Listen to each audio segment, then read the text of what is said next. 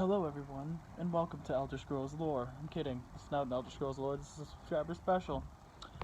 Welcome to the face reveal, everybody. I know I promised 1,000 subs I would do a 1,000 subscribers, or face reveal, whatever. What are these called? And I have a few things I have planned for it. For those who were in the Discord chat, and I think I might have announced it in a few videos before, I was doing a Q&A, and this is going to be in this video as well as a few other things. I know people wanted some weird history facts to go along with some things too. So, yeah. That's all this video is. So yeah, for starters, we're going to do the Q&A. Actually, no, for starters, I want to actually thank everyone for being a part of this channel and this community. I cannot thank any of you guys more than enough. I wouldn't be here without you guys, and it's incredible that this is even part of my whole life. I talk with my hands, if you have not noticed. So, yeah. Regardless of which, so today we're going to be, I'll start with the Q&A, and then we'll go into the weird history facts. So, the first 3 of the 4 questions that were asked to me were, when am I starting an OnlyFans? If I get desperate. My girlfriend already offered to take the pictures. So, yeah. I'm not starting one anytime soon. Oh, and for those of you wondering, I'm wearing the Red Wings because somebody has to support them. Other than that, though, so back into the serious questions now, I guess. My opinions of Imperial Knowledge.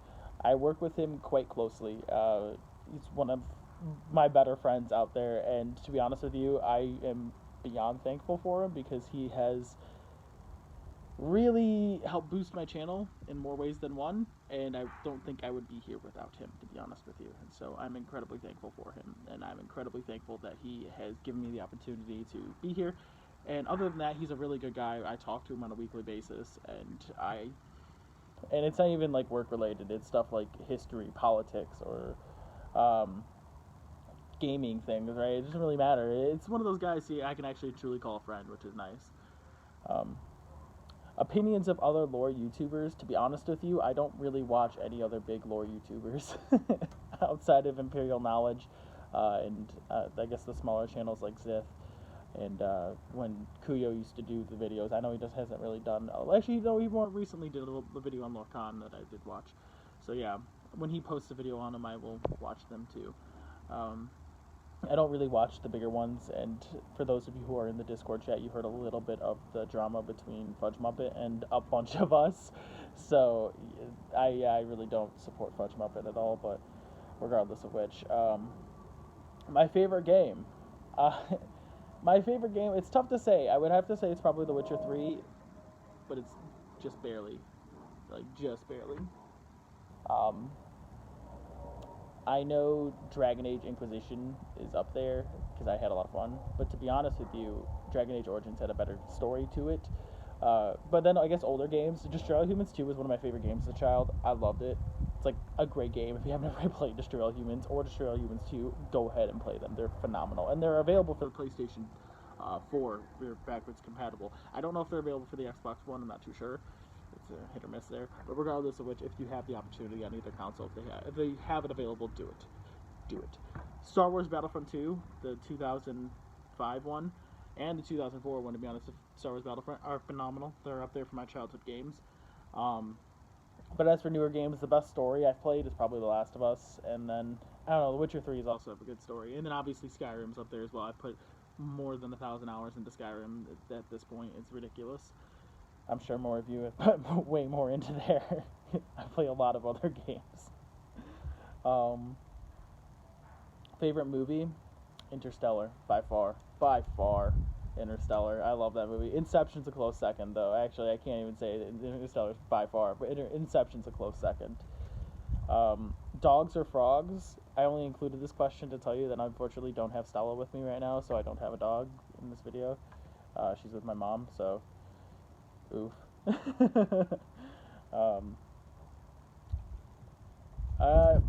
I guess to answer that question though too, dogs. So, what made me fall in love with the Elder Scrolls? To be honest with you, this is kind of a story. I hated the Elder Scrolls first time I played it. I started with Skyrim, to be honest with you, and I got it for free with my Xbox 360 in 2012. I played it and I beat the quest Unbound, and then I was like, this is kind of cool. And then I remember kind of just being like, fuck you, Hadvar, and I like went and did my own thing. And walking down into I don't even know where, but and then I ran into an orcish woman who's like, "You think you're tough?" And I was like, "Yeah, I do. Let's go." And then she kicked my ass, and I was like, "This game's stupid. I'm not playing this game." And I don't know what made me like 6 months later just be like, "Go back and play that game." Right? It was about 6 months later, and I was like, "All right, I'll go back and play." And I gave it a chance. I fell in love, and it's my life's never been the same since. So there's that story. Um, Cringiest thing I've ever done. I couldn't think of an answer for this, so here's a really petty story of mine. Um, back in college, I was at a, I was like out with a bunch of friends, and we were at a party, and we were. It was like the end of the night, and everyone's trying to go home, and my buddy David drove everyone, and for some reason we couldn't decide on whether or not he was going to drive everyone home, or if we were going to get a cab for the other half he couldn't take, right? And it was like a 20-minute argument, and I got really really annoyed with everyone arguing with one another, and I'm just like, screw you guys, I'm going home. And I walked home, and it was a good 30 minutes from my house, and it was a 5-minute drive, and it was a good 30 minutes from my walk from my house. I had to cut through campus and everything. Shut up, plane. uh, but yeah, I had to go. I ended up walking 2 miles home at like 3 in the morning because I was so pissed off at everyone arguing. And I still beat them there. That's the thing, I still beat them there. That is uh, that's the last of the questions that I'm going to include, because this video is getting kind of long. So weird and slash interesting facts that I have for you. Spartan Virginity is one of them. So Spartan men wanted to be good at having sex, but also wanted to preserve their virginity. So what they would do is they'd often have sex with other men in that scenario to get good at having sex, but that also preserve their virginity with women. I just I always thought that was a really funny fact in my mind. I don't know why it's retained up there. Um, Another is you know how in Greek and Roman statues, like ancient sculptures, right? You have the dudes that are like shredded, but then like really small packages with it. That's because that was the idea of the perfect man. Men were expected to look like that, or try to look like that, and have smaller items there. And every bit of me is just like, wow, have the times have changed.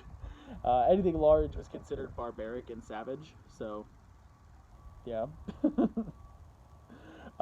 Churchill meeting. So in World War II, Churchill had his cabinet right before Britain declared war on Germany, and it was nine people were there, including Churchill, and it was to decide whether or not they were going to go to war with Germany, and it was 5-4 in favor of going to war. So Britain almost didn't go to war with Germany there. So that was always something that stuck in my mind there. Next is in World War II, another World War II one, I guess. Britain during the war, obviously Pearl Harbor happened on December 7th, 1941, but say it didn't happen, or like happened 2 weeks later, Britain would have surrendered to Germany because they would have been out of food, out of water, out of supplies, ammo, everything. They would have been out of everything, and they would have been forced to surrender to the German army. Yeah. Crazy how if Japan just waited 2 weeks or just never did Pearl Harbor, that the world would look a lot different, right? So something that is of popular subject is when the bubonic plague broke out, everyone associates it with the fleas on rats, right?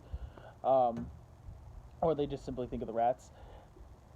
Weirdly enough, there is a study out there right now that when there's a spike in the bubonic plague, contrary to popular belief with rats, there's actually a spike in the population of guinea pigs in China, because they always think that the bubonic plague originated on the Silk Roads and came from China over into Europe, right, through the Silk Roads and trade routes and everything. Yeah, instead of the rat populations skyrocketing, it's always been guinea pig populations skyrocketing. So there is a theory that is out there that it's really guinea pigs and not rats that caused all of this. That would be, wow, giving rats a bad name there. Okay, so during the Civil War, at one point, General Joseph Hooker was in charge of the Union Army, and I'm assuming by the last name you can kind of tell where this is going. Um, that's where the term hooker it actually came from and was coined from. He was known for taking prostitutes into his tent, and yeah, so they became known as hookers to his men. That was another thing that just stuck in my head. Also, dude, actually, General Sideburn, look him up. It's a great picture. Great picture. He's a Union general too. That's actually where the term sideburns come from. His last name was Sideburns. This dude has massive. Like they were like out to here. It's crazy. Just look it up. You will not regret it, please. Um, and then we're gonna end on a little solemn of notes. Scipio Aemilianus, who was responsible for the destruction of Carthage during the Third Punic War, actually lamented once when he saw Carthage on fire, was brought to tears by the destruction because at that moment he realized that every empire would rise and fall, and he knew that one day that Rome would also fall victim to that fate as well. And about 5 centuries later, he was right. uh, yeah, I believe it was 5 centuries later. So it's kind of sad. But on that note, I hope you all enjoyed this video. I didn't know how to really approach this video, to be completely honest with you. I didn't know how. This is like the 10th take I've done. I wanted to do a video outside. I didn't want to do it inside because it's a very nice day out. But then I had to deal with the wind, deal with my phone dying. I deal with just other things in general. My phone, I had to get my camera, like not my phone, but my camera like propped up in a way so I don't have a tripod. So I had to like get my camera a way to stand up without sliding on my table or falling over with the wind. So with that, yeah, I hope you all enjoyed, and I hope to see you all in the next video. This has been a lot of fun, and I don't know if I'll do too many face videos next time in the future, but I actually probably will. Probably expect more of those because this has actually been a lot of fun to do. But yeah, with that, I'll see you all in the next video. Peace.